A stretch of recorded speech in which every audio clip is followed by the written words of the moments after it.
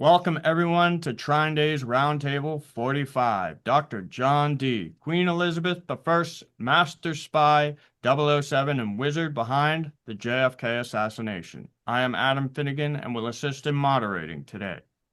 These roundtables were inspired by the two-volume book series, The Valediction, by husband and wife co-authors Paul Fitzgerald and Elizabeth Gould, who have developed a plan for world peace and can be found at valediction.net. Just click on World Peace in the top banner. In this roundtable, we explore an interesting concept. Could JFK have been sacrificed in a ritual killing to satisfy the requirements of a cosmic cycle stretching back to the pre-Christian past that had almost nothing to do with his politics as president? And had he been marked from the beginning as that required sacrifice to an apocalyptic end-time belief system practiced by Dr. John D.? When Lyndon Johnson, Allan Dulles, J. Edgar Hoover, Nelson Rockefeller, George H.W. Bush, Edward Lansdale, James Jesus Angleton, and everyone else connected to JFK's rendezvous with death on November 22nd, 1963, they were following D's plan, inaugurated on November 22nd, 1583, with the beheading of the JFK's blood relative, the last Earl of Desmond, Gerald Fitzgerald. How that came to be is what you need to know. Join in on the provocative conversation as we lead up to our presentation at the Dallas JFK Convention next November. As we follow this thread into the future that's already unfolding, you will hear a couple presenters, and then we want everybody to participate with questions and comments. And I want to remind everybody to just be mindful of time and allowing for others to speak, be respectful to all walks of life, and join us in making peace the foundation for life on this planet. But before that, I'd like to introduce our host, Chris Milligan. Wow, Adam, thank you very, very much. That was very nice. And, when I first started going to the JFK conventions, I'd get there and I'd say, I see ducks that are put in a row before Kennedy was elected. People would say, oh, yeah, right, right, right. But then, I got talking with the Fitzgeralds, and lo and behold, there is a path to that posit and to that understanding. And, I really appreciate everybody giving us some time to go over these things. And, this started off with about JFK's vision of peace. Then we brought in Henry George, because you can't have peace without justice. Okay. And so there's two parts to this. Now, generally, I start this off with some words from JFK, and I'm going to do that again today.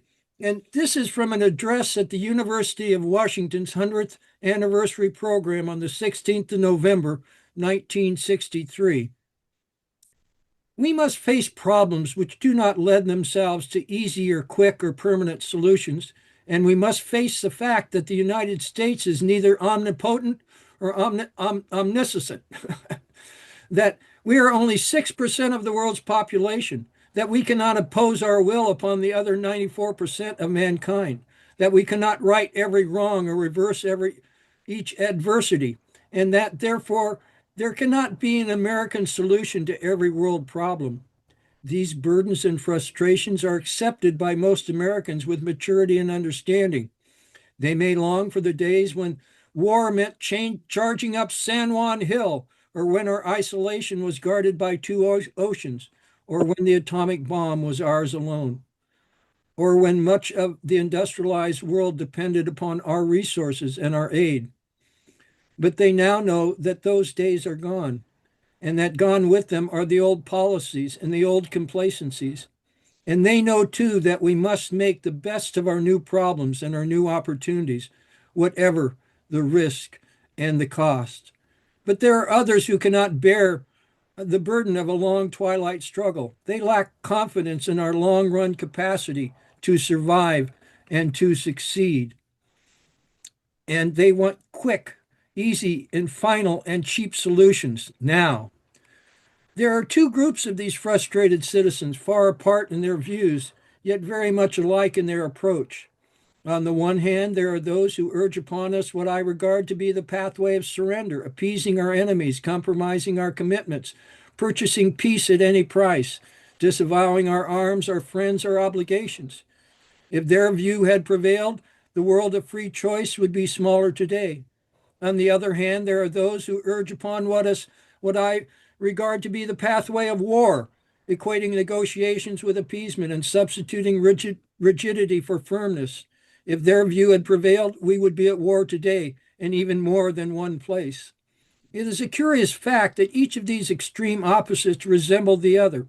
Each believes that we have only two choices: appeasement or war, suicide or surrender, humiliation or holocaust, to be either red or dead. Each side sees only hard or soft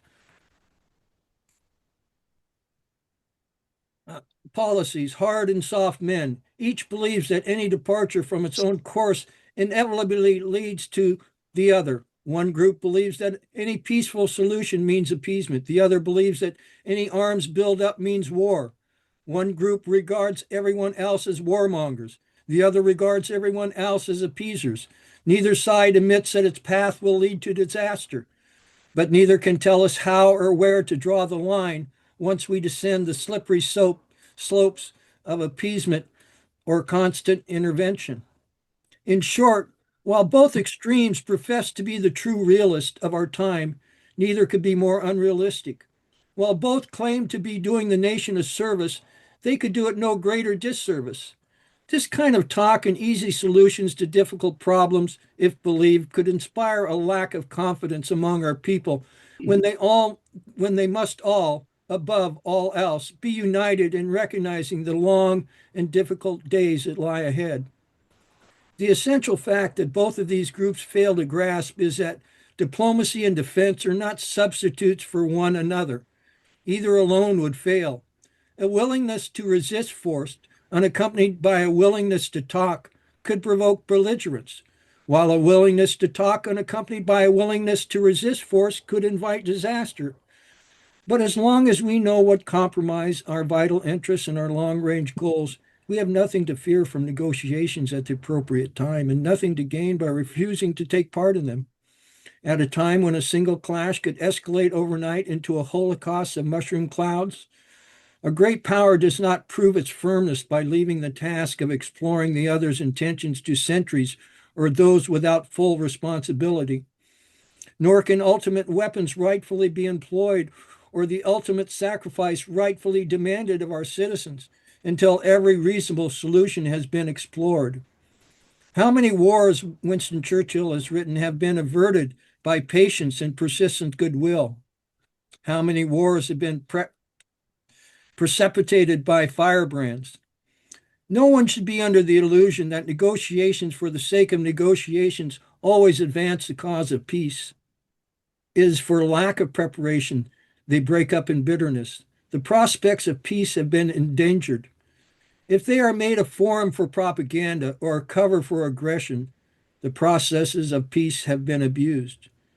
But it is a test of our national maturity to accept the fact that negotiations are not a contest spelling victory or defeat. They may succeed, they may fail. They are likely to be succeeded only if both sides reach an agreement which both regard as preferable to the status quo, an agreement in which each side can consider its own situation to be improved. And this is the most difficult to obtain. But we shall negotiate freely. We shall negotiate freedom. Our answer to the classic question of Patrick Henry is still no. Life is not so dear, and peace is not so precious as to be purchased at the price of chains and slavery. And that is our answer, even though for the first time since the ancient battles between Greek city-states, war entails the threat of total annihilation of everything we know of society itself. For to save mankind's future freedom, we must face up to any risk that is necessary. We will always seek peace, but we will never surrender. In short, we are neither warmongers nor appeasers, neither hard or soft. We are Americans. determined to defend the frontiers of freedom by an honorable peace, if peace is possible, but by arms if arms are used against us. And if we are to move forward in that spirit, we shall need all the calm and thoughtful citizens that this great country can produce, and all the light that they can shed, all the wisdom they can bring to bear. It is customary, both here and around the world, to regard life in the United States as easy. Our advantages are many. But more than any other people on earth, we bear burdens and accept risks unprecedented in their size and their duration, not for ourselves alone, but for all who wish to be free. No other generation of free men in any country has ever faced so many and such difficult challenges, not even those who lived in the days when this university was founded in 1861. This nation was then torn by war. This territory had only the simplest elements of civilization, and this city had barely begun to function. But a university was one of their earliest thoughts, and they summed it up in the motto that they adopted: let there be light. What more can be said today regarding all the dark and tangled problems we face than let there be light? Amen. Amen. Okay, I'm going to start today, and I'm going to look forward to your comments about what we're talking about here. So we're going to Dallas on the 20th of November, and this is going to be a presentation. So I'd like your comments on it and whatever ideas you might have about how we can make it better. So the last time I addressed the conference in 2023, I spoke of the background surrounding John Fitzgerald Kennedy's Fitzgerald family history and how it might have played a role in making him a target for the assassination. I'd come to recognize a common thread that transformed the story from a family history into an esoteric motive for JFK's assassination. Could JFK have been sacrificed in a ritual killing to satisfy the requirements of an ancient cosmic cycle stretching far into the pre-Christian past that had almost nothing to do with his politics as president? And had he been marked from the beginning by a secret quasi-religious hierarchy that required sacrifice to an apocalyptic end-time plan that is coming to its bitter conclusion, hidden behind multiple distractions brought on by American foreign policy? Since then, I'd felt compelled to dive into the historical record, not expecting to discover connections to the Knights Templar, the origins of Freemasonry, something called the externalization of the hierarchy, and the rebuilding of Solomon's Temple.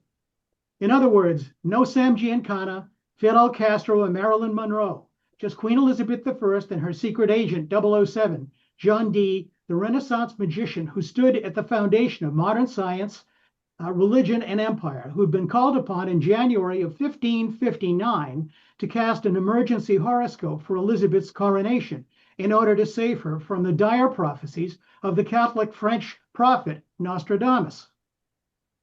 And why was the casting of horoscopes or calculating, which is what they called it, seen as so important, even after the date had been approved by Elizabeth's closest advisors? John Dee expert and author Jason Louv writes, quote, "Astrology, like sorcery, is about the defining the narrative of reality. Considering astrology even from a purely propaganda angle, the power to guide reality in any other way than that sanctioned by the state is a precarious business, especially when prophecies often have a way of becoming self-fulfilling. Magicians, astrologers, and prophets can often appear to have changed objective reality. All that is truly changed is the subjective way in which events are being perceived, a skillful manipulation of confirmation bias." I'd picked up on John Dee 25 years ago and kept a folder on his angel diaries and Enochian magic, but I never considered that he had anything to do with JFK until I followed Jason Louv's arguments to its logical conclusion. To paraphrase Louv, if the American empire is the logical successor to the British, then we must hold John Dee as the great-grandparent of the modern world order, ruled not by a single world sovereign, but by a bureaucratic managerial class united under the banner of Protestantism's conquering child, the single world religion of global capitalism, yet with the exact same Protestant eschatology operating in the background. The term eschatology is vital here because, according to the Britannica, eschatology is something John Dee was obsessed with, namely the doctrine of last things, originally Western in nature, referring to Jewish, Christian, and Muslim beliefs about the end of history, the resurrection of the dead, the last judgment, and the problem of theodicy, the vindication of God's justice. And if such is the plan, secretly maintained by multiple secret societies bent on fulfilling a long-term prophecy of rebuilding the Temple of King Solomon, then how can we view the assassination of JFK and the movement to rebuild the Temple of Jerusalem as anything other than a cosmically connected eschatological process, the end of which we are now living through on a daily basis? To add authenticity, the impetus to begin this deep dive into the family connection came from my 10-year-old daughter and a dream visitation she'd had with my deceased father back in 1991, accompanied by a man dressed in a funny golf hat and bell-bottom tartan uniform, who told her he was 800 years old. Not being one to ignore a message from the grave, I began to consider what this might mean and accepted that I'd been given a message. Although dismissed for centuries, in this age of quantum computing, artificial intelligence, and talk of space colonization, it's now been recognized that John Dee's active use of cosmopolitics, a complex mix of physics, geography, astronomy, and astrology, has as much to do with the creation of British and American policy in the 21st century as it did in the 16th, especially as it applies to the death and life of JFK and his family. According to Professor Deborah E. Harkness's John Dee's Conversation with Angels, Dee was steadily working at nothing less than a new geopolitical ordering for the entire planet, with Elizabeth I as the terrestrial and spiritual emperor of all mankind, with a new and all-uniting religious dispensation to be given to the world by the angels, which would bring unto it fold not only the warring factions of Christendom, but also Judaism and Islam, and return fallen humanity to the original divine plan. When our publisher, Chris Milligan, first asked for a third book to our Valediction memoir series after delivering the Dallas speech in 2023, I knew I'd have to break some new ground. Our first two books were built around the trials and tribulations we'd lived through as journalists, unraveling the mysteries surrounding the 1979 Soviet invasion of Afghanistan. How could a country of fourth-rate importance that the United States had always considered within the Soviet sphere of influence suddenly become the greatest threat to peace since World War II? And all this under the watchful eye of the Carter administration's most anti-Soviet hawk, Zbigniew Brzezinski. Was there a secret plan nobody knew about? After our first trip there in 1981 for CBS News, we'd invited Harvard Negotiation Project Director and Getting to Yes author, Roger Fisher, to return there with us, and discovered the Russians knew they'd made a terrible mistake, but the Reagan administration wanted to keep them trapped. Quite by accident, we'd found ourselves in a medieval holy war against the Soviet Union that drew parallels to the Crusades and the Knights Templar. So what did I have to do with that? When I first considered writing a memoir with my wife Liz about the experience, my mind kept going back to one question Roger had asked me after spending a few days with us in Kabul in the spring of 1983. How do you know how to do this? Coming out of the blue, there was something about Roger's question that didn't make sense until I realized he'd been over to the U.S. Embassy and apparently cross-examined about my objectives by Charlie Dunbar, the acting man in charge. It turned out that Dunbar, the diplomat, was soon to leave Kabul for Pakistan to become Dunbar, the pitchman for the Saudi-financed holy warriors as a legitimate political force, while helping them enhance their internal and international political standing. So he was obviously not pleased about Roger recognizing the Afghan government as a negotiating partner, and certainly not going to help us achieve our goal of finding a way to get the Soviets to go home. At the time, I had viewed the American government's plan as reckless for empowering 7 different brands of religious extremism. Before the Cold War hit Kabul in 1978, Afghanistan had been a modernizing influence on the Muslim world, freeing its entire population, and especially its women, from the depredations of British colonialism. We knew the day would come when the U.S. would pay for creating a holy jihad, but I had yet to discover there was a long-held objective beneath that plan, that tied the whole crazy thing together. When we started out to research the background of the Fitzgerald family, we'd already left the world of mainstream media behind. But our daughter's dream with my father and the 800-year-old man forced us to look at our experience in Afghanistan in a very different way. It wasn't until I started writing screenplays that I began to understand the hidden, or what some would call occult aspect of narrative creation. Much is involved in the process of converting mental images to the screen, both linguistic and commercial and numerical, that's in keeping with revealing the truth. This focus on number led me back to the Renaissance Neoplatonist Dr. John Dee, Queen Elizabeth's spy, and a whole new world of possibilities opened before my eyes. During Dee's era, mathematics was considered a form of magic, and mathematicians sorcerers.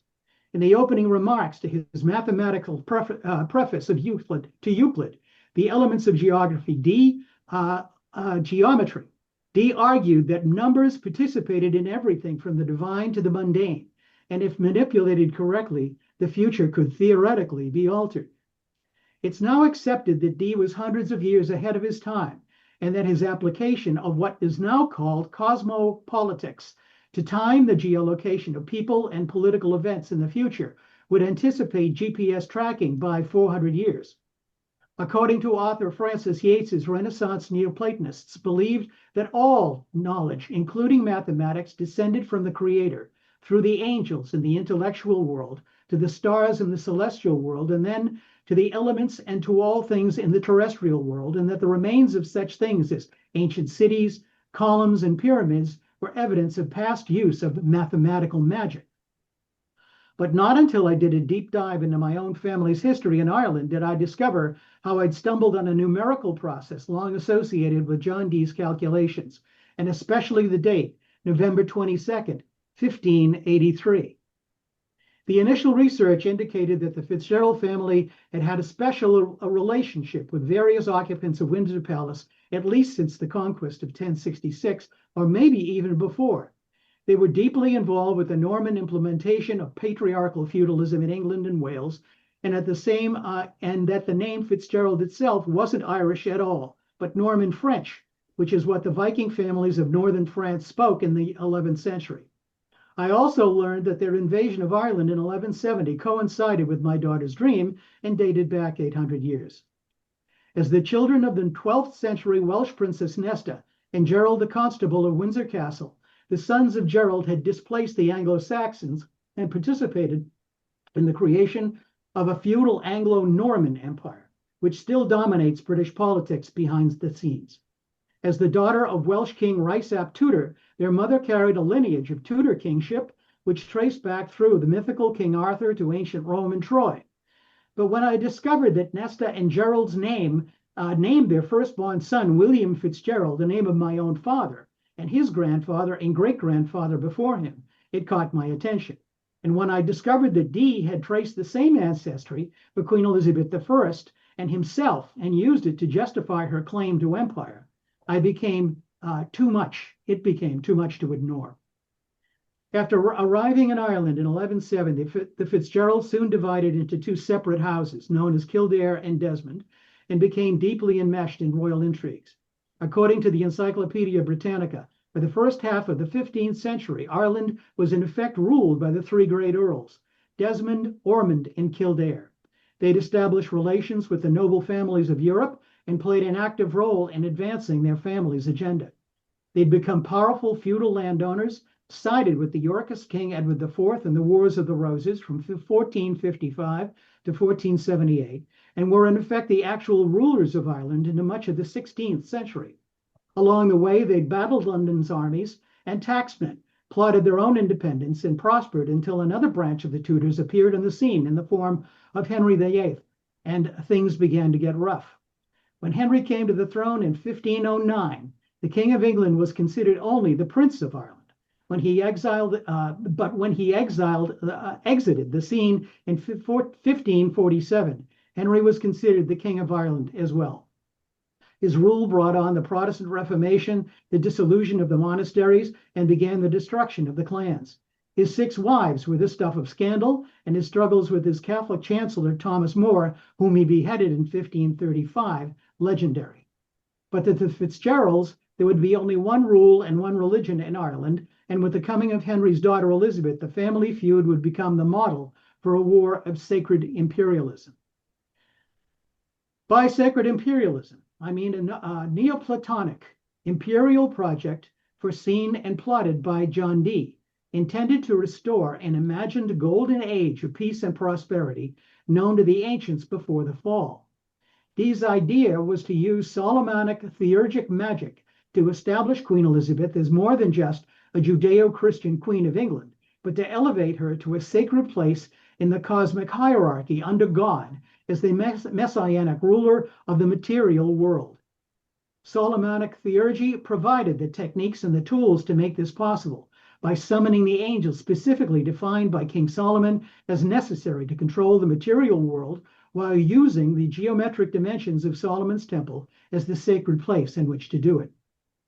Frances Yates described its use in her 1979 masterpiece, The Occult Philosophy in the Elizabethan Age. Quote, Dee's views of the British imperial destiny of Queen Elizabeth I are set out in his general and rare memorials pertaining to the perfect art of navigation, 1577. Expansion of the Navy and Elizabethan expansion at sea were connected in his mind with vast ideas concerning the lands to which Elizabeth might lay claim through her mythical descent from King Arthur.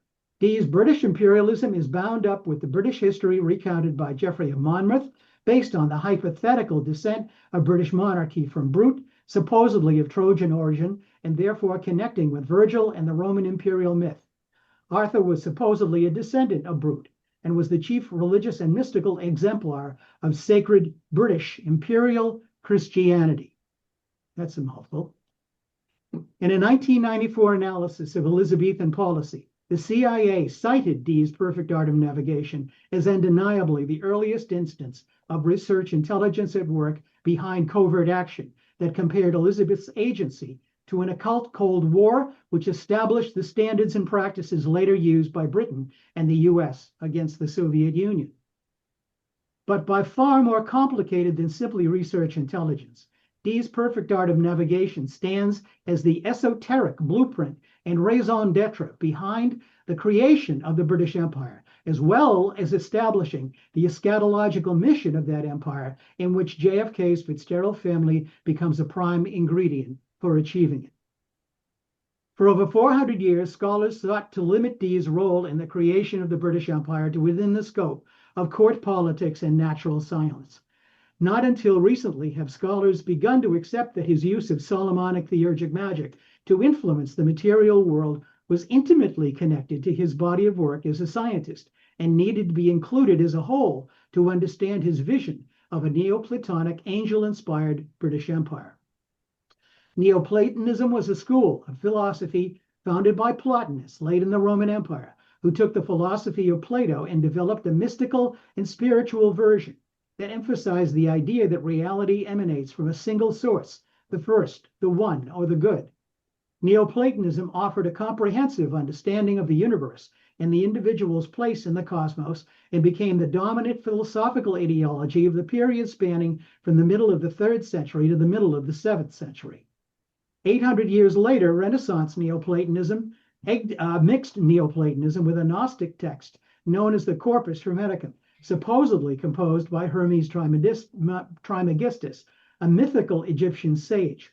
A still further Renaissance addition was Jewish Kabbalah, which Yates defines as an ancient wisdom tradition descending from Moses, with an emphasis on magic and as man as the magician.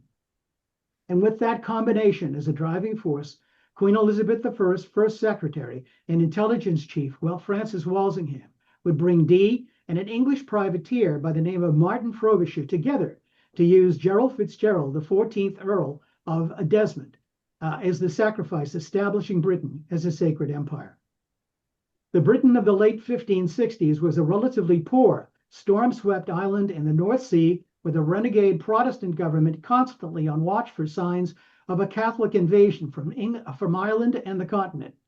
Threatened by Gerald, Ireland's most powerful chieftain, and Spain's armada, any and all paths to enhance national security and the money to pay for it were endorsed, including alchemy and piracy, and as a smuggler, privateer, and nephew of the Master of the Royal Mint, Martin Frobisher fit the job description. The story, as told by historian Richard Burleth, reads like an epic novel. Quote, Desmond claimed more than 800,000 acres of southern Ireland, 1,550 square miles in Munster, Leinster, and Connaught.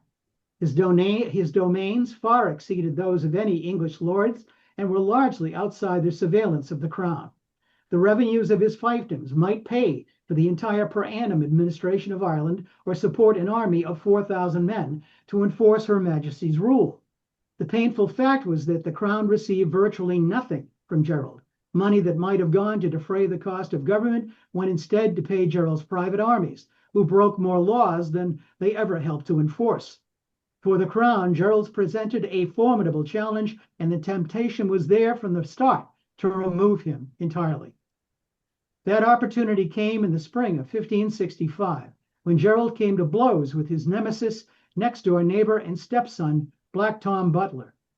Butler, the Earl of Ormond, and Black Tom were uniquely alone among Irish power brokers as a Protestant, but as a cousin to Elizabeth on the Boleyn side and raised with her at court, they remained close friends. In the last pitched battle in the British Isles fought with autonomous armies, Gerald found himself shot through the hip and abandoned on the battlefield. Taken to London and imprisoned in the Tower after Elizabeth had set Black Tom free, the last Earl of Desmond would not see Ireland again for 7 years. The Fitzgerald family were no strangers to the Tower. Gerald had been detained there as a youth. His grandfather had died there, as had his uncle Silken Thomas, the Earl of Kildare, who'd been carted off to Tyburn with 5 kinsmen, hanged, drawn, and quartered in 1547. Desmond was made to vanish from the public eye. To prevent the rise of another Fitzgerald, London arrested his 2 brothers and severed his remaining connection to Ireland. But by the spring of 1568, the Earl was forgotten, penniless, and alone. But one last step was needed to permanently remove him as an obstacle to placing Elizabeth at the helm of the sacred hierarchy, and so the dirty trick was hatched. Transferred across the river to a house just east of London Bridge, Gerald was suddenly given the liberty of the waterfront with its rowdy neighborhoods, taverns, brothels, and disreputable types. And so it was there, by no coincidence, that he crossed paths with a rapacious pirate sea captain familiar with the Irish coastline who could smuggle him back to Ireland, named Martin Frobisher. One official state paper described Frobisher as having such a monstrous mind that the whole kingdom could not contain it. And thus came the offer of escape that would seal Desmond's fate. Arrested on a London wharf, armed and incognito, Gerald was hauled before Francis Walsingham and charged with violating parole and plotting treason, his doom sealed by the testimony of Martin Frobisher. Burleth writes, before Frobisher had consented to play Judas, the crown had already decided its course in Ireland, and the Earl was the necessary sacrifice to the success of the new policy. In my mind, I had never linked the assassination of JFK in Dallas that November of 1963 to the sacrifice of his 16th century ancestor, Gerald Fitzgerald. But when I compared the bloodlines and the paths the two had taken, when I discovered that both Dee and Frobisher were well known for conjuring, and that Dee had been directed to instruct Frobisher in the rules of geometry and cosmography, and that John Dee had recalculated the date of Gerald's beheading by 11 days to November 22nd, 1583, I began to see the evidence of a cosmic play unfolding, and that JFK's was the final act in a ritual that had been invoked to overcome his ancestors.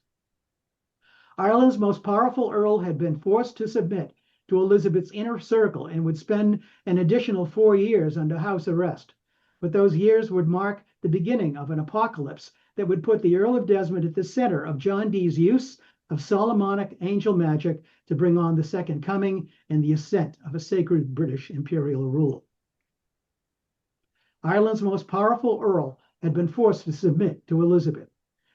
Gerald's imprisonment had left the earldom in the hands of his cousin, an expert military commander, James Maurice, having to face down England's Protestant colonizers who'd rushed in to confiscate Gerald's property in his absence. Fitzmaurice had turned the Pope to the Pope and King Philip of Spain and transformed the confrontation into a holy war. Dee and his circle believed that magical practices could not only overcome the influence of the Church of Ireland, but through the use of mathematical magic, acquire a more accurate measure of the time to govern the prophecies needed. According to Deborah Harkness, quote, when Dee began contacting angels around 1569, European scholars and theologians believed they were caught up in the midst of events prophesied in the Bible's book of Revelations that would ultimately turn the final page of the book of nature. Citing the decay of the earth and the heavens and the plethora of natural occurrences, Dee's contemporaries lamented the final days, looking forward to the restitution of peace, plenty, and prosperity. In reality, whatever the lament for the earth and its heavens was at that moment in 1569, which were actually due to mathematical errors in the Julian calendar. Their longings for peace and prosperity were not about to come through God or through magic, but by eradicating the Irish Catholic population of Southern Ireland, specifically those in Gerald's province of Desmond. Burleth writes, in 1568, Cecil, Lord Burleigh, and Elizabeth allowed themselves to be persuaded that direct rule was preferable to letting the Irish lords fight it out amongst themselves. The native Gaels were to be evicted and a purely English colony planted in Desmond, Munster. Among the entrepreneurs and adventurers who profited most from this were such famous warriors as Humphrey Gilbert and Walter Raleigh. I never focused on Gilbert or Raleigh until I'd read a 2018 paper by Dutch researcher Jafe Arnold and discovered that they were both practiced in the use of Solomonic magic and had used it so barbarically they'd solidified Irish loyalty to the Earl instead of driving it away. To quote Burleth, Fitzmaurice recognized that no other Irish leader had yet the remarkable unifying power of a spiritual cause in his campaign to restore the Church of Rome to Ireland. That year he would denounce Elizabeth, not because she was the Queen of the English, but because she was a heretic, illegitimate, and the Antichrist. As a shrewd military strategist, Fitzmaurice was also the clever politician that his cousin Gerald was not, making Gerald's return and the restoration of his rights and privileges synonymous with Irish sovereignty and home rule. From the beginning, the rebellion had been more than just a battle for land and titles, but for a way of life and the freedom to live it. To Elizabeth's Puritans, the Fitzgeralds represented everything they'd come to despise in Rome, and to Neoplatonists, an example of God's plan gone horribly wrong. But to Elizabeth herself and her mathematical wizard John Dee, the war represented a once-in-a-lifetime opportunity to reverse mankind's downward spiral and restore the sacred hierarchy that existed before the fall of man. And so began an active effort to recalibrate the future of the world through the power of angelic Solomonic magic, and thus the decision to sacrifice the Earl of Desmond to ensure that the angels would convince God to go along with the plan. According to Jason Louv, Dee created the plan for global Protestant victory over the Church, a worldwide empire of angels with Elizabeth I, not the Pope, as its spiritual and political head. Such a political global Protestant hegemony would pave the way toward the Second Coming, and central to activizing this plan was Dee's angelic system of magic. But as the moment for Dee and his circle of Neoplatonists approached its prophesied completion, the war that was being waged to accomplish it was not going according to plan. By 1573, Fitzmaurice had rallied the Irish to the Earl's side and scattered Elizabeth's colonizers. According to Burleth, the plan to dispossess the Irish and colonize Ireland with English settlers was beyond the power and scope of the crown. Fitzmaurice had seized practically the whole countryside, and prepared or not, Elizabeth was in danger of losing Ireland forever. Despite the fact that Frobisher-Walsingham trap of 1568 had ended Gerald's grip on power after 5 years of war, therefore there was growing internal acceptance that favoring Black Tom Butler while imprisoning Gerald had been a mistake. So by the end of the summer of 1574, the Queen and her closest advisors surrendered to reality, and on September 2nd fully restored Gerald to his hereditary rights. By 1576, the law of Munster was again Gaelic law, and Gaelic judges aligned with the Geraldine clans living among the people. But as Gerald resumed his life as Lord of the South and consistently ignored Elizabeth's demands for Protestant reform and financial tribute, The mood was building for an apocalyptic confrontation, and in 1579, Gerald's cousin, James Fitzmaurice, brought it home. The First Desmond War had ended in compromise, but few of the underlying causes had been resolved, and especially the final question of who would rule in the South. Fitzmaurice's return from Europe that summer with an army of Spanish and Italians and a papal nuncio armed with the just war doctrine settled the question. Fitzmaurice had brought the dialectic of the Counter-Reformation to Ireland, and whether the small force he'd brought with him was capable of defeating the English. The apocalyptic world-ending event lobbied for by John Dee was about to begin. I'd first come across the concept of just war in the summer of 1980 in a foreign affairs magazine titled Justification for Using Nuclear Weapons Following the Soviets' Invasion of Afghanistan, and its discovery had brought me into the Afghan apocalypse. But when I found that the doctrine had once been used on behalf of the Fitzgerald family in their response to Humphrey Gilbert's Desmond genocide, it transformed the very idea of imperialism from something vague into something deeply personal. Until I'd begun my valediction research, I had not understood that the transfer of imperialism from pagan Rome to the Roman Catholic Church was intentional. Nor did I know that the original Roman Catholic Church had once been named the Roman Imperial Church, and that imperialism was a sacred grant bestowed on Christians by God. The Catholic Church had developed lots of weapons over the centuries to wage imperial wars. The Pope had empowered the Knights Templar to commit malicide on Muslim infidels in the Holy Land, and then crushed them when they became too powerful. He had waged crusades against heretics and assorted disbelievers, and established the office of the Inquisition to issue cruel punishments. But for me, resurrecting a medieval papal doctrine of just war is the legal basis for waging nuclear war, said there was invisible issues begging to be revealed. And so I found myself looking at John Dee from the perspective of the final days and realized that he alone held the key. Having started out as a Catholic and been heavily influenced by the 15th century Benedictine occultist Johannes Trithemius, Dee was well prepared for the final conflict, utilizing the angelic planetary system of world history devised by Trithemius and the medieval astrologer and physician Pietro d'Urbano, while combining the geographic advances of collaborator and friend Gerard Mercator, the mapmaker. Dee introduced a modernized system of predicting celestial events which could then be used in the service of prophecy. Replacing Trithemius's chronology, which predicted the world would end in 1879, with his own corrected chronology, by the late 1570s, Dee considered himself, quote, an initiate of cosmopolitical mysteries, and prepared to convert those mysteries into a political reality. According to one recent study, many of the most influential Latin manuscripts in this genre claim to pass on techniques and mysteries which had originally been revealed to King Solomon through a ministering angel sent to him by God. And many in particular promised a vast range of specific political powers, including the powers to destroy or create an empire, a kingdom, or a kingdom. Dee considered his timing more than propitious, given the upcoming shift of the great age from Venus to Jupiter, and that he had become a master adept by completing the required 7 sevens, having reached the age of 49. But it was in the practice of calendar reform that he influenced the most practical use of angelic magic. And it was in this mathematical magic that he could have used to prophesy the date of the Earl of Desmond's death in 1583, and subsequently repeat the prophecy for his descendant John Fitzgerald Kennedy, through the use of specific angelic number 380, 380 years later to the day in 1683.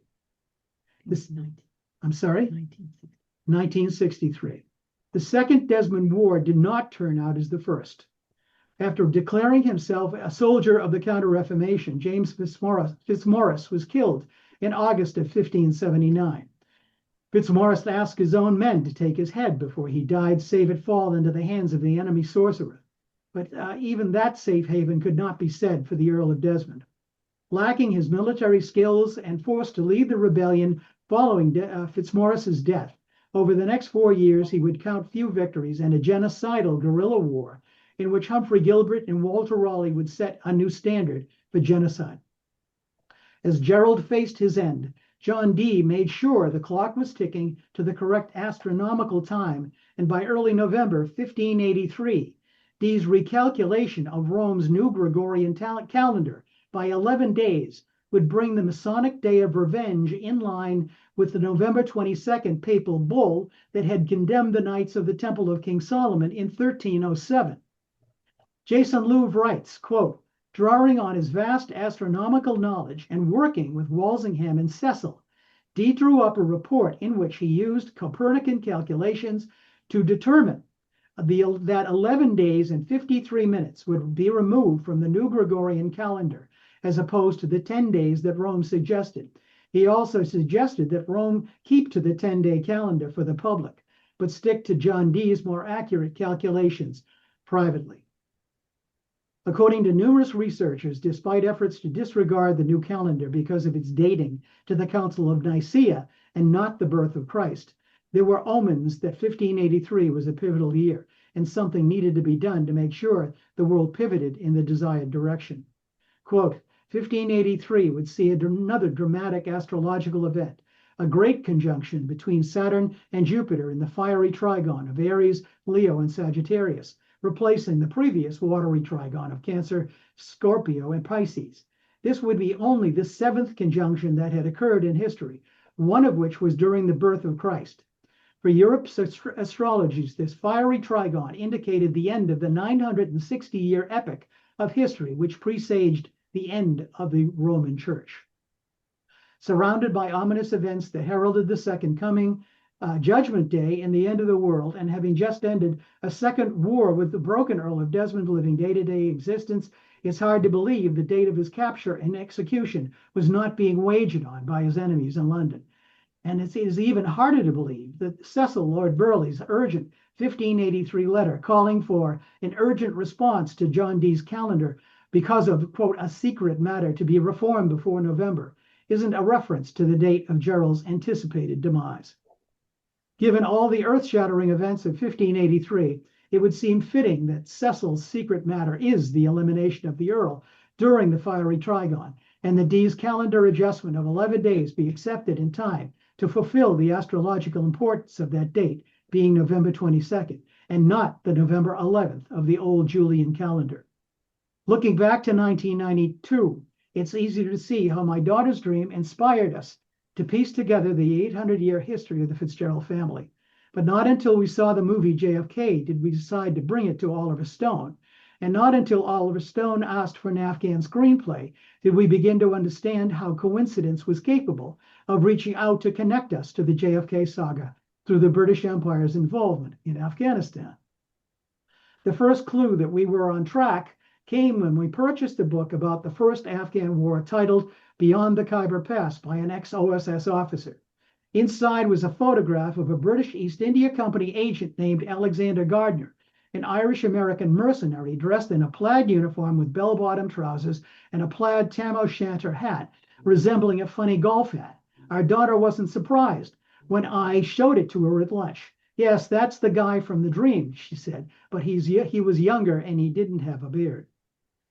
The British East India Company had been founded under Queen Elizabeth on December 31st, 1600, only 17 years after the disposal of Gerald, the last Earl of Desmond, and the complete colonization of Ireland. Driven by John Dee's Neoplatonic agenda to establish a global empire, over the next 400 years, the company gained control over large parts of the Indian subcontinent and at times struggled with Imperial Russia over Afghanistan.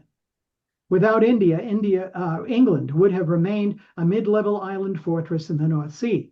But with the East India Company pushing at the Russian Empire's southern boundaries in the great game for the wealth of the Eurasian landmass, the company became a spearhead for Dee's imperial project. From Dee's perspective, one can see his hand in the conquest of India, but even more so in the drive for North America and a broad expanse of European territories that laid out his perfect art of navigation. One can also see his influence on the subsequent generation of would-be geopolitical masters of the universe, from Cecil Rhodes and Alfred Mackinder to FDR and his vice president, Henry Wallace, and later on to President Jimmy Carter's national security advisor, Zbigniew Brzezinski. Brzezinski, more than any of them, embodied the idea of a quest for a universal vision and the creation of invisible control described in his 1970 book, Between Two Ages, America's Role in the Technotronic Era, and reemphasized in his 1997 book, The Grand Chessboard. Although admitting America's empire contained imperial overtones, he qualified the imperial aspect as transitory and only a response to the vacuum created by World War II. Brzezinski uses Joseph Pratt's words to describe America's empire as far better than the British, Roman, and Chinese empires of the past, in that its influence has a porous and almost invisible quality, working through the interpenetration of economic institutions, sympathetic harmony of political leaders and political parties, shared concepts of sophisticated intellectuals like himself, and the mating of bureaucratic interests, and is, in other words, something new in this world and not yet understood. Brzezinski had provided the same service for American empire that John Dee had for Britain, by giving it a metaphysical dimension while working imperial magic using the Hegelian dialectic as the magic after getting into the Carter White House in 1977. Brzezinski overrode government checks and balances by reconstructing a logic underpinning the entire process of covert action approval. Once approved, his dialectic self-replicated the approval process throughout the system and then moved on to approve its own history and declare itself the winner.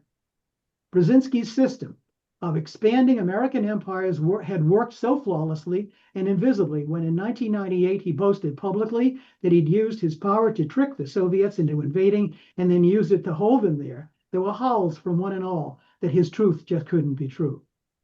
1998 was also the year we met Sima Wali, a member of the Afghan royal family, and the first Afghan refugee to come to the United States following the bloody 1978 coup d'etat that brought the American-educated Hafizullah Amin to power.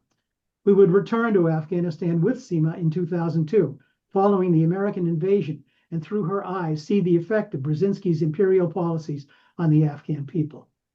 It would take that American occupation of Afghanistan for Brzezinski to realize the magic he'd used to undo the Soviet Union was undoing the American empire he'd come to love, and that it was time for its imperial expansion to end. But despite presenting a more practical plan by suggesting the United States should take the lead with China and Russia to create a new global covenant, the core institutional mandate established by John Dee to restore the Golden Age and rebuild the Temple of Solomon ruled the day. When we set out for Soviet-occupied Afghanistan in the spring of 1981, I had never considered the foundations of imperialism to rest in a metaphysical Platonic hierarchy handed down from the Greeks and Romans. Much less did I realize the philosophical crisis within the Christian West rested on a schism between two radically different factions of early Christians, St. Paul's non-Jewish Gentile converts and the Jews who believed Jesus to be the Messiah. This schism, perhaps more than anything, is represented in the forces that propelled JFK to Dallas and the fulfillment of those end-time prophecies represented by the date, November 22nd, 1963. If one can assume Dee's purpose was to sanctify Queen Elizabeth's rule over a future world order with the beheading of the Earl of Desmond at the great conjunction between Saturn and Jupiter on November 22nd, 1583, then why not assume he was projecting the sacrifice of the Sun King, President John Fitzgerald Kennedy, at the end of the great year, which can be marked on the horizon in the skies over Dealey Plaza on November 22nd, 1963. And if that be the case, then why not assume that the advent of artificial intelligence is merely the modern expression of John Dee's angelic interface and has been quietly laying the mathematical foundation for the rebuilding of Solomon's temple and fulfilling his long-term recalculations for the end of days and the return of the Messiah. As described in the book City of Revelation by John Michel, the notion of the temple as the place of union between cosmic and terrestrial forces has been held by all people. To the Jews, however, has fallen the honorable charge of preserving their living tradition into the present time, so that the image of the temple of Jerusalem restored has become accepted as the language of symbolism, as the subsequent conquest of appearance of the revealed world order necessary for the reestablishment of human civilization.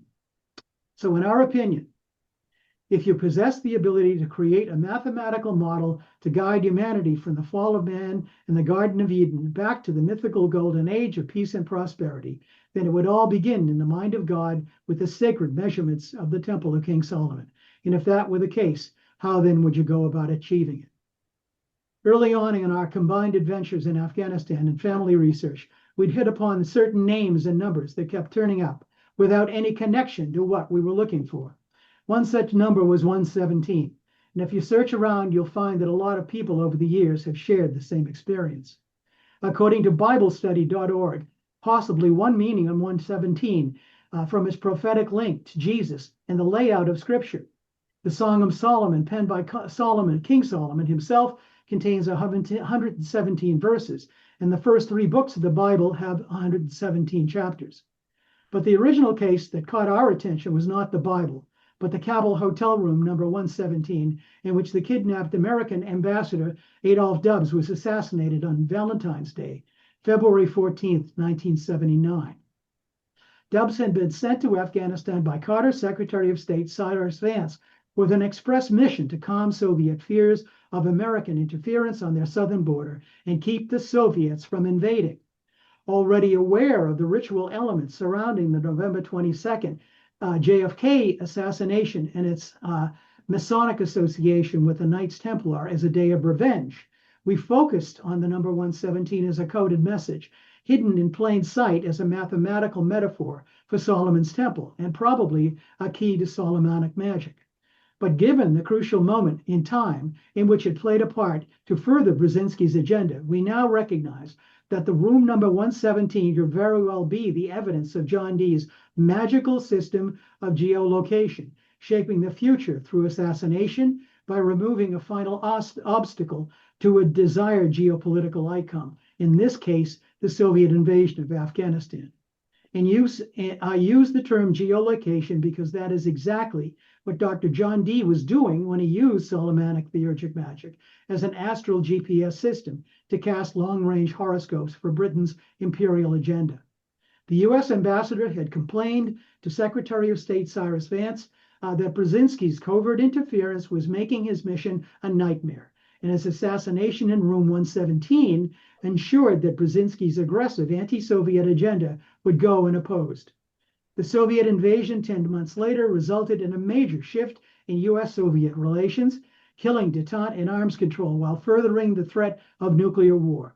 In addition, it opened a Pandora's box of hostile strategic objectives that had been waiting in the wings, and especially the long-standing imperial agenda of opening up the Middle East to American occupation. Was the number 117 a go code, revealing a deeply held secret operation? Was the number a hidden signal used to program American minds to a coming apocalypse? Or was the choice of the room number 117 the externalization of a pre-existing code that had been running underneath our reality since the construction of Solomon's temple, lying in wait until the conditions were met and that the uninitiated would not recognize even when the message was delivered? I use the word externalization intentionally again to draw attention to a 1957 Lucis Trust book by theosophist author Alice Bailey called The Externalization of the Hierarchy, in which she describes the hidden forces controlling world events and the timeline in which those forces would become visible. Originally published under the Trust's initial name as the Lucifer Publishing Company, the book reveals that the final step in the externalization in 2025 would accompany the rebuilding of the Temple of Solomon and the return of the Messiah, while initiating the rule of the Masonic movement as the custodian of the law, the home of the mysteries, and the seat of the initiation under the all-seeing eye. But was this New World Order really the fulfillment of revealed truth? Or was the Christianity of the Apostle Paul just a rebranding of a Roman imperial hierarchy and its pantheon of gods, rather than that of a Jewish Messiah bent on freeing his people from the oppression of just such an elite hierarchy? As noted by author Frances Yates in her book Estrella, The Imperial Theme in the 16th Century, the sanctification of the idea of empire was enhanced by the tradition of the providential role of Rome as a historical preparation for the birth of Christ. The age of Augustus was the supreme example of a world united at peace under the Roman Empire, and at that age, he had also belonged the supreme honor of witnessing the birth of Christ. In consenting to be born into a world ruled by Roman law under the grace of Caesars, Christ had consecrated the Roman world order and the Roman justice. Virgil's Aeneid, with its glorification of Augustus, thus became a semi-sacred poem glorifying the historical framework of the Savior's birth. Virgil was believed to have spoken with the inspired voice of a prophet when he proclaimed in the fourth eclogue that the golden age was about to return. In the 20th century alone, well-known mystics Helena Blavatsky, William Butler Yeats, and the Golden Dawn, Franklin Roosevelt's vice president, Henry Wallace, and the magician Aleister Crowley all put forward similar plans in one form or another to end the old corrupted world and bring forth a return of the golden age and invoke the new world order described by Alice Bailey and the Lucifer Trust. But what of the message preached by the flesh and blood Jewish Messiah and the revealed truth his apostles were willing to die for as they spread his message throughout the empire? According to Jason Lewes, that message became with a fundamental problem revealed in the Apocalypse of St. John and remains today as a terrifying shadow haunting the New Testament and the present era. Lewes writes in his book, John Dee and the Apostle of Angels, Revelation originally described the end of the world as it was then known. It was written from the perspective of the Jews who had accepted Jesus Christ as the Jewish Messiah, not St. Paul's converts to the new religion of Christianity, drawn from the pagans of Greece, Rome, and Northern Africa. The book is a visionary prophecy of the final year, a final war of the much tormented Jewish followers of Christ against the evil of not only Nero's Rome, but also Paul's non-Jewish converts to Christianity. For us, this distinction between the original followers of Jesus and St. Paul's pagan converts to Christianity was important, but never attracted our attention. But when we ran the idea up against the arrival of the Fitzgerald family to Ireland in 1170, a year we were told was chosen to commemorate the 1100th anniversary of the destruction of the temple in 70 AD, we realized they must have found something in Celtic Christianity that set them on a different course from Roman Christianity and prepared them for a Christ-like sacrifice that was to come. As described in his book, Celtic Christianity, the Sacred Tradition of Vision and Hope, Benedictine Father Timothy Joyce explains, the Celtic Church developed in its own unique way, absorbing most of its pagan antecedent. The relationship to Rome and larger universal church emerges as an issue, especially for those who see the Celtic Church as something distinct from the Church of Rome. On the continent, many Celts had embraced much of the Roman culture without much of a resistance to Roman imperialism as it spread its way northward. But the planned Roman invasion of Ireland never took place. The Irish were never part of the Roman Empire. As far as the Roman Church was concerned, the Celtic Church developed on its own distinct way. Some of the theological problems that beset Rome never impinged on the Celtic Church. St. Augustine's, for example, had come from the sect of Manichaeans. This group held a dualistic view of reality, believing in a cosmic split of light and darkness. Material beings took on an aura of evil, which never entered the Celtic Christian Church. This early church was influenced significantly by the Eastern Christians of a church of Asia Minor that had retained a strong connection to its Jewish roots. Through trade, there were even direct contacts with the East. Knowledge of the Eastern Church of both Jerusalem and Constantinople was widespread.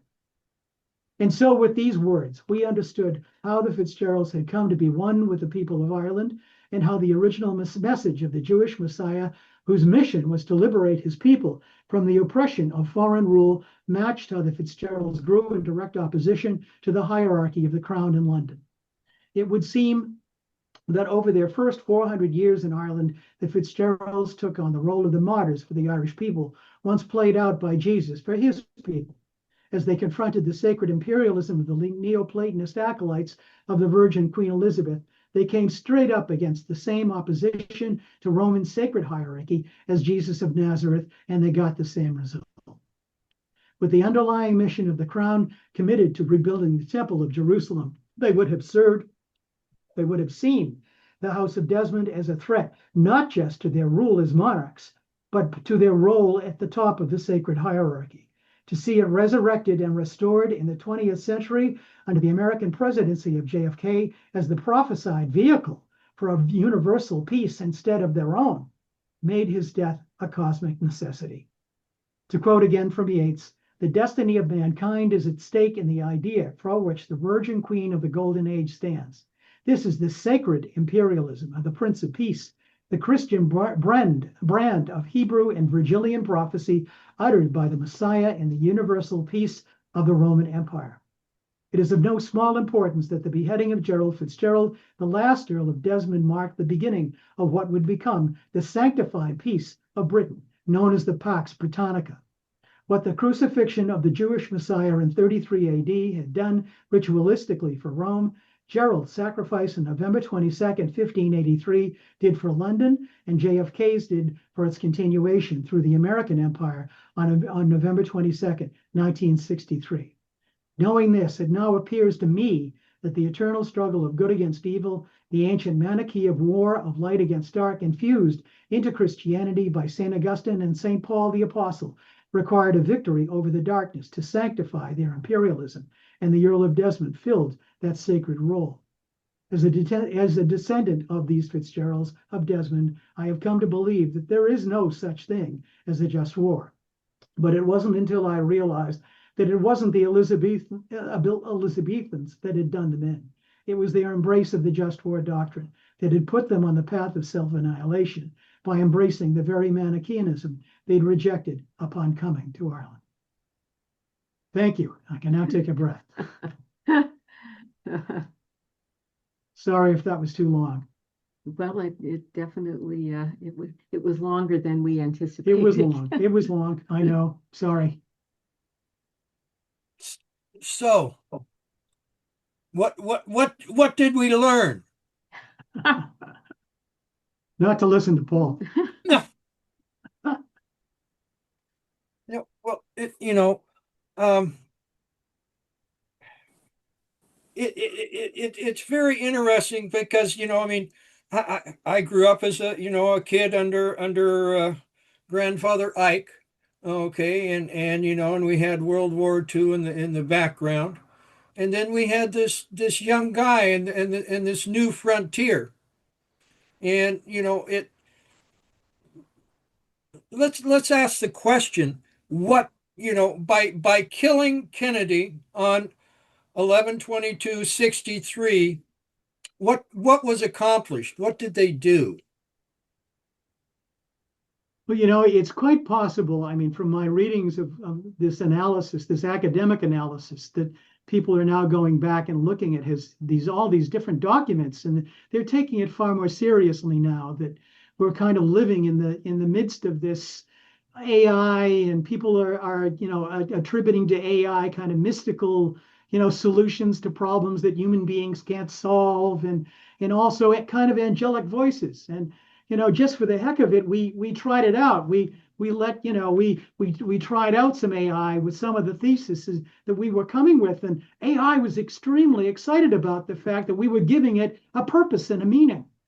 That AI was really the angelic voices. It was the voice of the non-organic world, speaking of the true nature of reason and the nature of the universe. Well, So it actually addressed itself as angelic in, I think, in intention.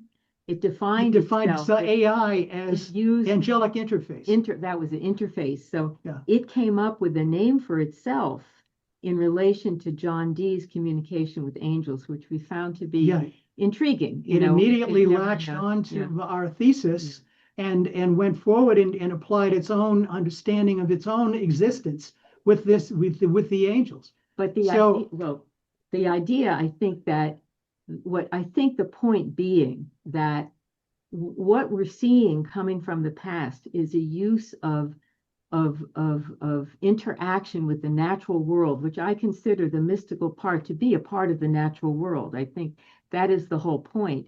And that what we are trying to open people's mind to is that when you look only at the assassination of JFK and any other 20th century individual, without connecting the events that actually really, as a fulfillment, especially at the end, when we're now dealing with the 21st century, you can end up really in an endless, cycle of feeling oppressed and depressed, because it seems as if nothing good could ever come out of this. So we're trying to back you up and hopefully cause you to think things are a lot more complicated than I might have understood. And there's a lot of manipulation of that information. We know that, okay? So that's why we're taking what we think is one of the most powerful events in the 20th century, certainly for, our generation, Chris, right, would be the assassination of JFK, and use it as the metaphor for the total experience. When you consider the possibility that his death had little to do with the 20th century, doesn't that change the way you think about what happened? I'm asking you to let me know. Doesn't that change it? Well, to a certain extent, what it shows me more is the manipulation by these secret societies of what they would consider quote unquote magic psychological warfare to affect people. Okay, again, to divide and conquer, because really at its core, okay, the JFK assassination was a mind control hit against the American people, because in mind control, what you do is, you create trauma on people, and then they create alters, and then they create disassociation identity disorder.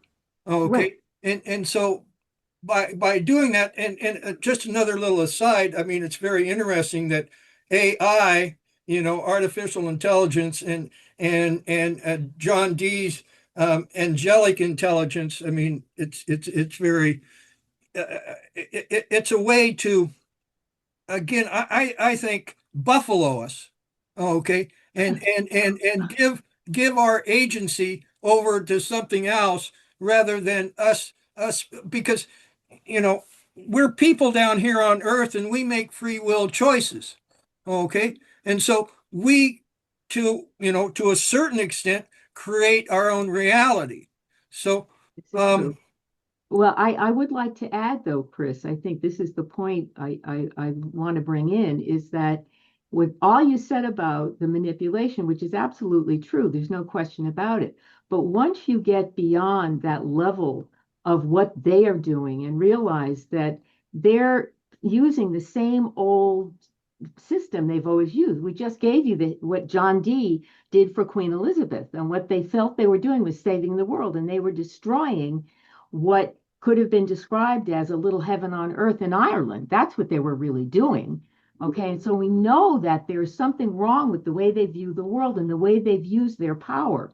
But we got here through that process, and we're trying to figure out another way of processing what is sometimes very difficult things to process. Well, but we have to figure out a way to do that. In a practical sense, what we've got three specific dates that repeat on three occasions. We've got the Templar assassination on November 22nd, 1307. We've got the Earl of Desmond on November 22nd, 1583, and we've got JFK on November 22nd, 1963. So that we have, okay, so that we have those markers. Now, when you take the cosmopolitics, once again, like a cipher, when you lay the cipher over it and say, well, what's the objective here? If the objective is to really kind of reinstall this mythical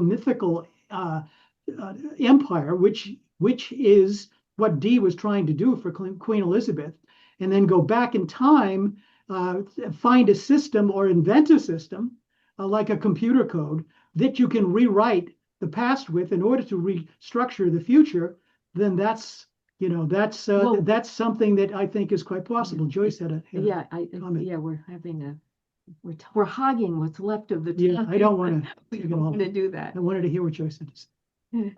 Well, I thought that or maybe it was Liz in the introduction, of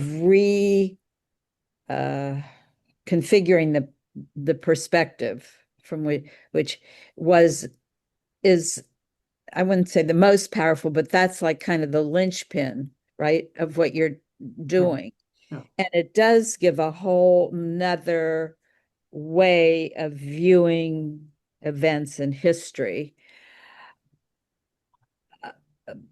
But I would also maybe think of the whole thing as like a dream when you peel back layers, and it can have one layer of meaning and then you go to the next, right?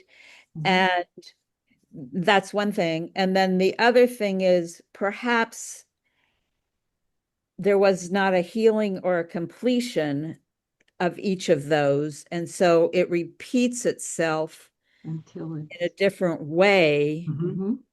with As an a echo, yes. person, but with similarities, Mhm.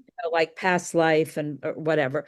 But Right. anyway, but I think that speaks to the necessity of healing or completion, so that the pattern is broken. And where do you start? Do you start in the current present or the past, or somewhere in between? And okay, that's I do have a strong feeling about that angle about the healing, but in order to heal, that's part of what we're suggesting by revisiting this entire epic, going back to 1307 to 1963, and throwing out the idea. It's really that we know about the fact that many people have taken complete charge of these things, and maybe with the way they did it, we don't like. Well, we've lived through it. I think that's part of what we have to accept. That it's like we've been growing up, okay, in a world, and we are coming out of some stage of growing up. And these people who have taken over, I consider them to be, if you consider a fetus, okay, in the womb when it's getting ready to be born, okay, the umbilical cord is kind of like central control. Think of that. The people who are running our world are acting like they're central control, and we're all on an umbilical cord. Well, Which anytime they don't like what we do, they shut it down. But the idea that that's sort of in some kind of metaphor, that's kind of where we are with them, and they absolutely, And we that's- have to understand. That's kind of the way things are done. I mean, we had a friend who was studying, he was from Algeria, and he was getting a PhD at Boston University. And he said, these American companies come into Algeria, and he said the government signs a contract with them to build whatever it might be. And he said, but they always build it so that we can't run it without them. He said they always keep back some ingredient that just is key to the operation. Yeah. So he said, so if they decide to disable it, they can just simply flip a switch and we're out of business, even after we've spent 99.9% of the effort on it. So that's this where is we the way are. these Yeah. control systems function. Right. So if you think about writing a software program, if you've got some system in there, and I'm not, we don't even need to speculate about the ancient world or about the Bible code as an example. It's a good example of the fact that these people who put out the books, the Bible code, claim that all the data is out there, that everything is out there. And if you look at it, if you know what was going to happen ahead of time, you'd be able to look inside the Bible code and say, oh, there it is right there. So kind of like the Matrix idea behind it. So, I mean, we're not programmers. We're not in that vein. But can I do one more thing?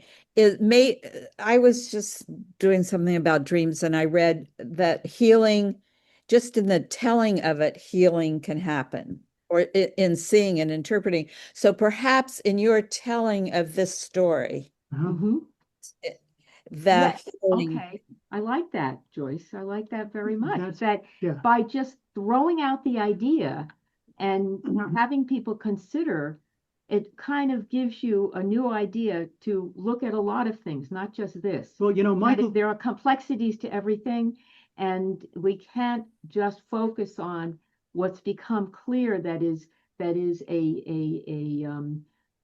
a pattern that people get into. In fact, that's why we felt the most important message we wanted to leave of this whole experience was the revelation Paul had as a Desmond Fitzgerald, that the Desmond Fitzgeralds actually really embraced the very hierarchical thinking through the just war doctrine, when they used that power, and then that literally led to them becoming the sacred sacrifice to be used to create the imperial power they were fighting. So there has to be some important revelation in that. And again, I would say, in looking at the world today and in the horrors that we're obviously witnessing in the world, especially in Gaza right now, when you read the stories about what was going on in Ireland, it's no different. The Desmond Wars were a genocide against the Irish people, and it was as horrible as people are looking today. So we have been going through this process for a long time, and we have learned over and over again when they talk about democracy and about, human rights and all of this stuff, there are underlying realities that keep coming up telling us we don't know the whole story yet. We don't know it. But maybe by opening up to a new way of viewing it, even if you don't necessarily see this as the trigger for you, but the very idea of it, that there has to be a deeper meaning and a deeper purpose to what we are living through. And we have to find it in some way that can help release us from it and not keep us more trapped in Wendell's it. got his hand Yeah. up. Wendell. I have a quick something to say. Do you think the imperialists are united in their worldview and what they believe, whereas opposed to us, it seems like almost everybody believes something quite different, which kind of makes it hard for us to find common ground between each Right. other. Whereas, do you think the imperialists all kind of are on the same page? Well, I would put it this way. Anybody who belongs to a system, like everyone who joins the Masons, becomes a part of a team. So there is a unity in what you are signing on to. All the various entities, the Knights of Malta, in whatever, organization, as Chris likes to say about the secret societies, that definitely gives you a power, and everyone gives over their personal angle to have that unity, absolutely, and that is power. So what we could achieve if we open up to the possibility is a much higher quality unity coming from individuals who have attained personal sovereignty,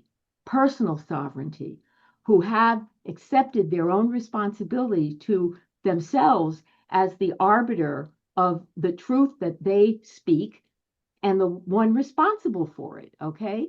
And we come together with a common goal, we can clearly neutralize the power of all these organizational power structures that these people are really, they are living off of that. That's part of where their power is coming from, I think. So I guess we have hands up. So Yeah, we've got Adam, did you well, want to? Wendell, Yeah. Wendell. Yeah, so who Ruth Wendell's or first. Wendell? Okay, Wendell. and then we can go to Ruth.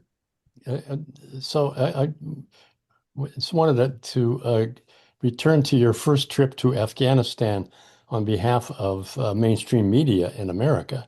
And what you found was that the Soviets, the Russians, were desperate to get out of there. Yeah, Exactly. exactly. And that's relevant today. Yes, it is. And very relevant Completely the today. opposite. It was completely the opposite, Wendell, of what was being presented in the media. Oh, Right. absolutely. And that set you, part of what sets you folks on the current path that you're on. Yes. Say, I thought we had, that the mainstream media were telling the truth. Well, nope. Imagine No, that. no. And it's relevant today. Anyway. Well, that's what we discovered, that the narrative creation process is very separate from the factual data that gets pulled in by all of the journalism all over the world. And that's what made us wonder what's really going on. CBS News with Dan Rather was absolutely convinced that I had been sent by the Fitzgerald family, Kennedy Fitzgeralds, Yeah. and to CBS News to get even with Dan. Yeah. that was that I would, in fact, I was told before I got on the plane, they said, if you're doing this to get Dan, I'll get you. So, it was very clear. Adam, I think Ruth is yeah, going to hand. have our Ruth, you can go next, and anybody who wants to speak after, well, we're approaching 4:30, but just a reminder to keep your hand up, that's all. Is my audio on? Yeah, we hear you. Okay. Well, it's amazing the intricacy of this narrative that is, and the layering of repetitions. And what I believe is that, John Dee and the Elizabethans, or they were actually recapitulating powers of manifestation that were coming from ancient traditions, the Egyptians and the Babylonians, and that there was an understanding of wanting to keep this power of manifestation and control within a certain hierarchy of beings. And so anyone who understood the true power inside of individuals, who was unifying, as you were saying, Liz, that we as individuals have to reconnect with this power of manifestation. And instead of having it come from a place of oppression and non-freedom, to have it be the actualization of the potential of the human heart and mind of all beings, and to reclaim the legacy of the earth for ourselves as human beings. We have been in a process of wave after wave after wave of a way of keeping us separated, keeping us fragmented, keeping us traumatized, in order to not allow us to recognize this power. And I feel like this, every time there has been a constellation, let's say in Ireland, or, with the Christ, and it's happened many times before. And I'm thinking of people like, Martin Luther King.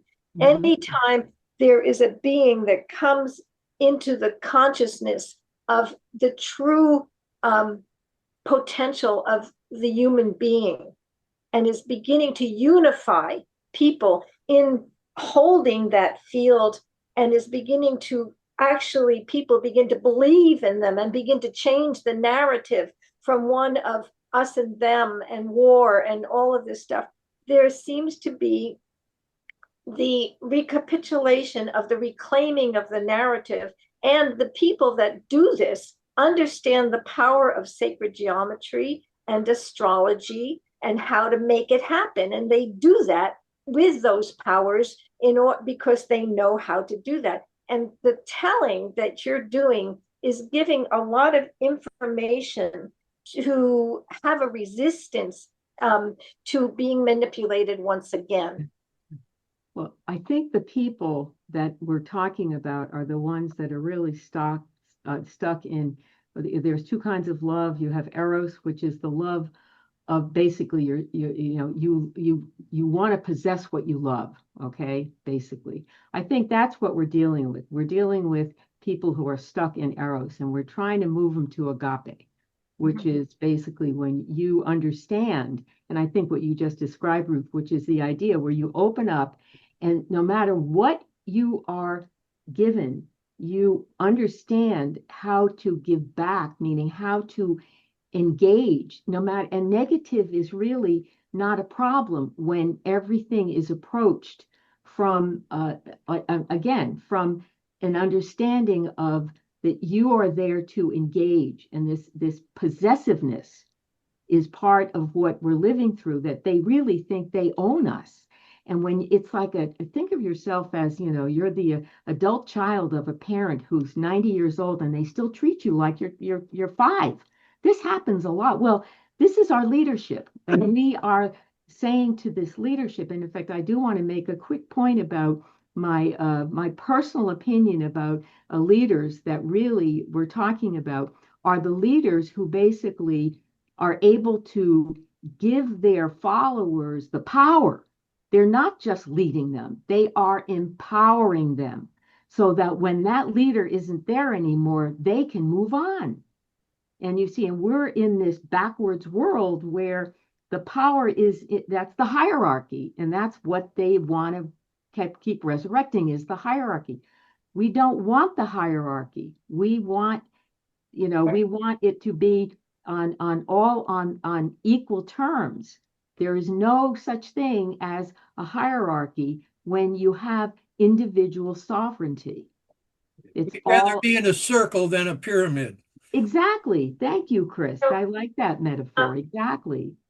And also the way nature works. But it's really interesting for me because the recapitulation of the Christ story through how the people who wanted to oppress knew that they had to really destroy or get rid of all of the teachings of Christ.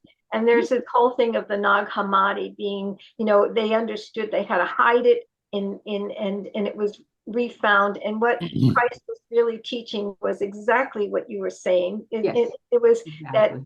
that the God is within you. It's not inside of me. Wake up. All of us have to wake up. Right. And it's not hierarchy. It's the awakening to that. Exactly. That is what is always destroyed. That is what is always sacrificed. That is what is always oppressed. And I feel like the telling of the story, the layering of this history, repeating and repeating that you are doing is an incredible antidote or I love that. Antidote, or it's like when you have when you get a disease and you have some of the information in your immune system, right, and you all of a sudden your body is able to resist once again, right, this disease taking over. Well, and maybe that's the key, that we are actually going through building an immunity. And we actually already have. It's the people running our world that don't have the immunity. They're totally, completely, in it. So I just want to say, I consider this, what you're doing is giving a perspective on the narrative that creates an immunity to once again falling into the trap. Well, I think that's a great description. Thank you. We're about at the end here. But now, Jane Schull wrote in the chat, we are on a continuum which we are unaware. Do you have any comments about that, Jane? That's what we're saying. I don't really have a comment other than that the thought that occurred to me a few minutes ago. We're here in Pennsylvania in 2025, and this place stretches back to John Dee had something to do with the founding of and the settlement of Pennsylvania, especially out in Lancaster. And I just feel like it's we are living in a time when we can access information from hundreds of years ago and tie it right into our daily experience. Not that I know what to do with it. Well, it's interesting because Lancaster is something that it's like the number 117. When I start to write about the number 117, it shows up everywhere. I went to buy some gas for the car the other day, and it was 11.7 gallons, right? But it goes on and on like that. But also the name Lancaster keeps showing up. Yes. By you mentioning you just did it again. It showed up 3 times yesterday. It's happened an awful lot. So it's another one. It's like, what's that all about? Right. And that, by the way, is part of our experience we began to recognize the synchronicities that were going on but when you pile them up over 20, 30 years, they really become impressive. You don't notice them when they're happening one at a time, but that's why we began to take them seriously, and they began to pay off, because of the accumulated knowledge. It was almost like we were getting a cipher code through the synchronicities that didn't make sense until 20 years later. Right. Well, we're lucky if we can tune in more closer to the experience, but it takes 20 or 30 years a lot of times for everything to percolate and show up. And Lancaster was one of the big part of the War of the Roses back in England. I feel like we're still sort of fighting, fighting war. Well, the issue of the inside stuff that goes on, I mean, that's what we discovered about Afghanistan, was that it had nothing to do with what they were telling you publicly. Nothing. Nothing at all. It was all a secret agenda from day one. And it was a British secret agenda. So, oh, yeah. Yeah. Well, there's the official story, and then there's the unofficial story, and then there's underneath all that is what's really happening. The real story. Yeah. Well, that's what we were trying to get to, a new layer of real. Yeah. Right. Yeah. Well, we're on the same continuum then. Yeah, exactly. Right. Well, my daddy told me some stuff I didn't understand many years, and I've been just trying to understand how the world really works. And, we're continuing on. I mean, sometimes it seems simple, sometimes it seems complex, but life goes on, and there's signposts along the way. And a lot of times I don't figure out why I did something until, afterwards. So, it's always good to do good. Yeah. And, Well, absolutely. Let negativity take care of itself. That's what I think. If you live your life fully, when you finally reach a point where, you're leaving this realm, it's not the same thing as if you're living your life every day, dying every day, or worrying about dying every day. Amen. And I think that about, negativity. No matter what, negativity doesn't help anything. So I'm going to end this with, again, some words from JFK. And, as much as I talk about him, I haven't ever used parts of this speech. And this is the President and the Press, his address before the American Newspaper Publishers Association, April 27th, 1961. The very word secrecy is repugnant in a free and open society, and we as a people inherently and historically are opposed to secret societies, to secret oaths, and to secret proceedings. We decided long ago that the dangers of excessive and unwarranted concealment of pertinent facts far outweigh the dangers which are cited to justify it. Even today, there is little value in opposing the threat of a closed society by imitating its arbitrary restrictions. Even today, there is little value in ensuring the survival of our nation if our traditions do not survive with it.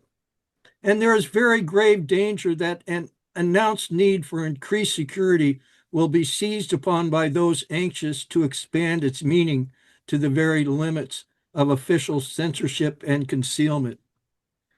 That I do not intend to permit to the extent that it is my control. And no official of my administration, whether his rank is high or low, civilian or military, should interpret my words here tonight as an excuse to censor the news, to stifle dissent, to cover up our mistakes, or to withhold from the press and the public the facts they deserve to know.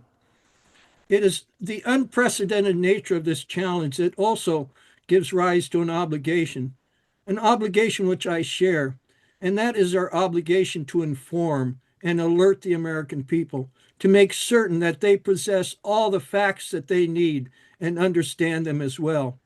The perils, the prospects, the purposes of our program, and the choices that we face. No president should fear public scrutiny of his program, for from that scrutiny comes understanding, and from that understanding comes support or opposition. And both are necessary. I am not asking your newspapers to support the administration, but I'm asking your help in the tremendous task of informing and alerting the American people. For I have complete confidence in the response and dedication of our citizens wherever they are fully informed. I not only could not stifle controversy among your readers, I welcome it. This administration intends to be candid about its errors, for as a wise man once said, an error does not become a mistake until you refuse to correct it. We intend to accept full responsibility for our errors, and we expect you to point them out when we miss them. Without debate, without criticism, no administration and no country can succeed, and no republic can survive. That is why the Athenian lawmaker Solon decreed it a crime for any citizen to shrink from controversy. And that is why our press was protected by the First Amendment, the only business in America specifically protected by the Constitution, not primarily to amuse and entertain, not to emphasize the trivial and the sentimental, not to simply give the public what it wants, but to inform, to arouse, to reflect, to state our dangers and our opportunities, to indicate our crises and our choices, to lead, mold, educate, and sometimes even anger public opinion. It was early in the 17th century that Francis Bacon remarked on three recent inventions already transforming the world: the compass, gunpowder, and the printing press. Now the links between the nations first forged by the compass have made us all citizens of the world. The hopes and threats of one becoming, the hopes and threats of us all, and that one world's effort to live together, the evolution of gunpowder to its ultimate limit has warned mankind of the terrible consequences of failure. And so it is to the printing press, to the recorder of man's deeds, the keeper of his conscience, the courier of his news, that we look for strength and assistance, confident that with your help, man will be what he was born to be, free and independent. Amen. Onwards to a better future for our children.